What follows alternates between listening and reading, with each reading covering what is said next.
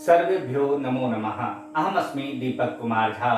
The Bihar teacher history makers group पर आप सभी का स्वागत है और हम अपने ऑनलाइन शिक्षण में कुछ कदम और आगे बढ़ाते हैं और बात करते हैं आज नवम वर्ग की जो संस्कृत की पाठ्य पुस्तिका है पीयूषम, उसके तृतीय पाठ पर।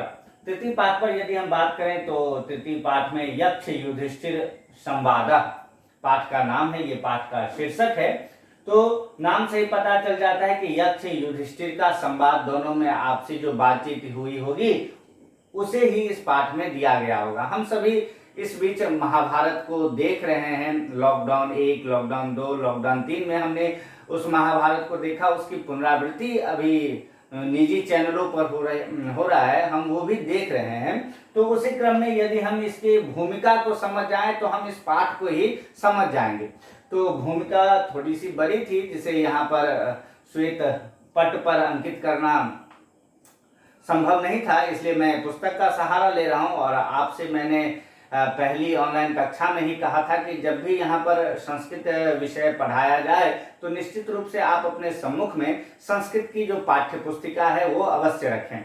तो आइए थोड़ा जान लेते हैं इसकी भूमिका के बारे में कि आखिर यक्ष युधिष्ठिर संवाद कहाँ से लिया गया है और तमाम तरह की बातों को। तो कहता है कि अयं पाठः व्यास रचितस्य महाभारतस्य वन पर्वण संकलितः। कहता है ये जो पाठ है यक्ष युधिष्ठिर संवाद पाठ, वो कहाँ से लिया गया है? तो व्यास रचित महर्षि व्यास हुए, उन्होंने एक पुस्तक की रचना की जिसका नाम था महाभारत, उसी से ये लिया गया है। यहाँ पर अध्याय का भी उल्लेख किया गया है कि महाभारत के 313वें अध्याय में यक्ष युधिष्ठिर संवाद का वर्णन है। और कह रहा है कि महाभारतम संस्कृत भाषाया विशालतमो ग्रंथ। कहता है कि ये जो महाभारत है, महाभारत जो पुस्तक है वो संस्कृत भाषा का सबसे विशालतम पुस्तकों में से एक है। क्यों एक है? क्योंकि इसमें लक्ष्य श्लोकात्मक, इसमें 1,00,000 श्लोक हैं। इस महाभारत पुस्तक में कितने श्लोक हैं? तो 1,00,000 श्लोक हैं।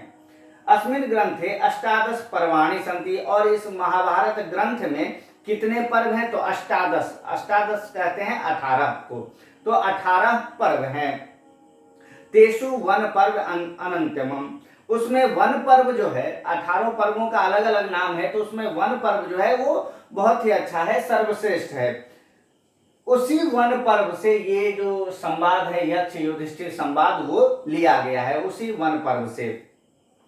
अब क्या कह रहा है कि इस वन पर्व में ऐसी कौन सी बात दी गई है? तो उस वन पर्व में है कि तत्र पांडवाः वने विचरन्ति। उसमें पांडव जो हैं, 5 पांडव, वो क्या कर रहे हैं? तो वन में विचरण कर रहे हैं। एकदा ते एकम सरोवरम गताः। एक बार वो लोग एक सरोवर में जाते हैं। तस्य स्वामी यक्ष। और उस सरोवर का स्वामी कौन होता है? तो यक्ष होता है। यक्ष नाम का एक व्यक्ति होता है। ये सरोवरात जलम पातुम इच्छन्ति तान सह यक्षः प्रश्नान करोति। जो उस सरोवर का जल पीना चाहता है उससे सबसे पहले यक्ष जो है उस सरोवर का स्वामी वो प्रश्न करता है। उत्तरम अदत्वा ये जलम पीवंती ते मूर्छिताः पतन्ति। जो उत्तर दिए बिना ही वो जल पीना चाहता है वो क्या हो जाता है? वो मूर्छिता, वह मूर्छित हो जाता है, बेहोश हो जाता है, अचेत हो जाता है। सैव गति भीमस्य अर्जुनस्य नकुलस्य सहदेवस्य च जाता।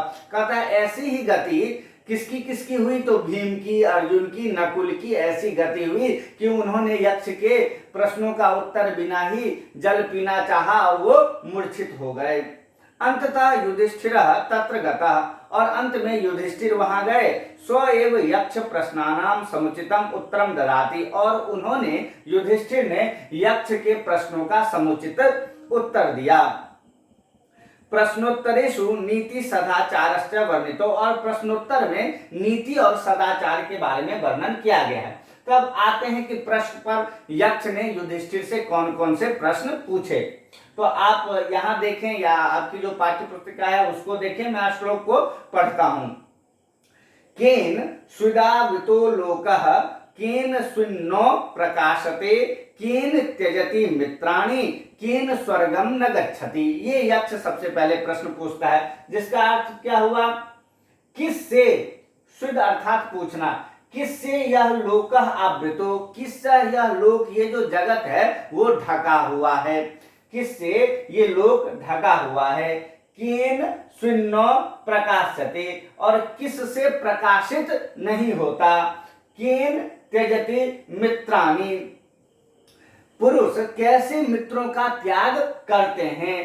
केन स्वर्गम न गच्छति, और किस कारण से स्वर्ग नहीं जा पाते। ये 4 प्रश्न पूछते हैं कि सबसे पहला प्रश्न है कि यह जो संसार है वो किससे ढका हुआ है। दूसरा प्रश्न पूछता है कि प्रकाशित क्यों नहीं हो पाता। तीसरा प्रश्न पूछता है कि आदमी जो है वो मित्रों को क्यों त्याग कर देते हैं।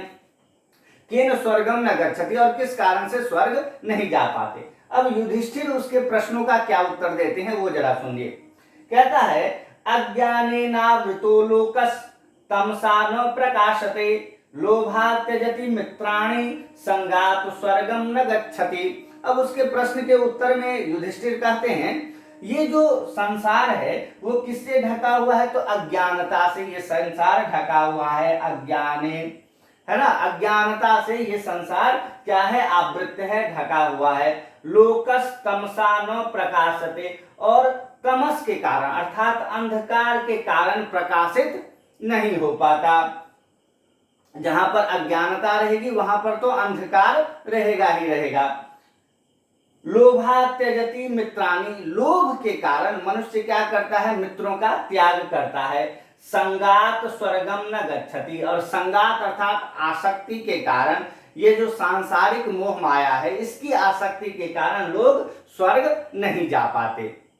ये था पहले और दूसरे प्रश्न का अर्थ। अब हम तीसरे में फिर अब यक्ष उनसे संतुष्ट हो जाता है उनके उत्तर से और पुनः उनसे प्रश्न पूछता है। अब क्या प्रश्न पूछता है, किम ज्ञानम पृच्छते राजन, हे राजन, क्योंकि युधिष्ठिर राजा थे इसलिए उनको कह रहा है, राजन से संबोधित कर रहा है, हे राजन ज्ञानम पृच्छते, ज्ञान किसे कहा गया है। कह समश्च प्रकृतितः, और शांति किसे कहा गया है। शम का अर्थ शांति होता है। दया च का पराप्रोक्ता, और परादया और सबसे उत्कृष्ट दया क्या है। किंग चार्जव मुदाहितम, और आर्जव अर्थात सरलता किसे कहा गया है। ये प्रश्न उनसे पूछ रहा है कि राजन ज्ञान किसे कहा गया है, शांति किसे कहा गया है, और सबसे बड़ा दया किसे कहा गया है, और सरलता किसे कहा गया है। तो अब युधिष्ठिर उसके प्रश्नों का उत्तर देते हैं। ज्ञानम तत्वार्थ संबोध, ज्ञान क्या है, तो पर ब्रह्म परमात्मा को जान लेना ही सबसे बड़ा ज्ञान है। उसके बाद दूसरा उत्तर वो देते हैं कि शांति क्या है, तो शांति में कहते हैं समचित्त प्रसन्नता, मन की प्रसन्नता ही सबसे बड़ी शांति है। अगर मन प्रसन्न रहेगा, हृदय हमारा चित्त प्रसन्न है, तो हम शांत रहेंगे। उसके बाद क्या पूछता है तीसरा प्रश्न में, सबसे बड़ा दया क्या है, तो इसके उत्तर में वो कहते हैं दया सर्व सुखैषित्व, सबके सुख की इच्छा करना। सर्व सुखैषित्वम का अर्थ हुआ सबके सुख की इच्छा करना ही क्या है, सबसे बड़ा दया है। और अंतिम प्रश्न उन्होंने पूछा है कि सरलता क्या है, उसका उत्तर ये देते हैं समचित्तता आर्जवम। कहता है समचित्तता का अर्थ हो गया सभी को समचित्तता, सभी को समान भाव से देखना, एक भाव से देखना ही क्या है, सबसे बड़ी सरलता है। क्योंकि हमारी जो ये वसुधा है, ये वसुधैव कुटुंबकम की भावना को लेकर आगे बढ़ती है कि जो भी लोग हैं यहाँ सभी कुटुंब के समान हैं, हमें सबके साथ मिलजुल कर रहना चाहिए। तो ये यक्ष ने प्रश्न किए थे और उसका उत्तर युधिष्ठिर ने हमने दिया। इसमें कुल 10 श्लोक हैं। आज हमने 4 श्लोकों को देखा है, बाकी के हम अगले वीडियो में देखेंगे। तब तक के लिए आप दीपक को दीजिए अनुमति। धन्यवाद।